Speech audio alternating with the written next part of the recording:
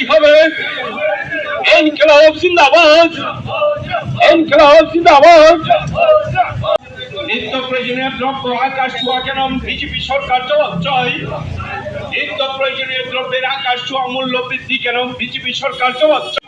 গণবন্টন ব্যবস্থাকে শক্তিশালী করা সহ দ্রব্য মূল্য বৃদ্ধি রোধে প্রয়োজনীয় পদক্ষেপ গ্রহণ করতে হবে।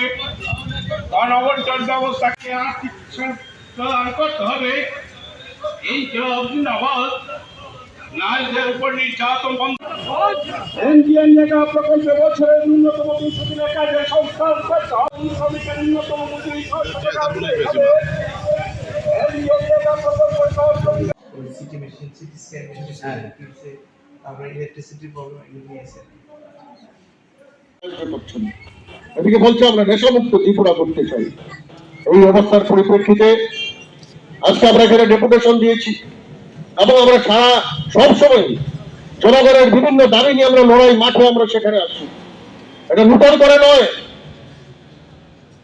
যে প্রতিশ্রুতি তোমরা দিয়েছিলে সেটাকে পূরণ করো।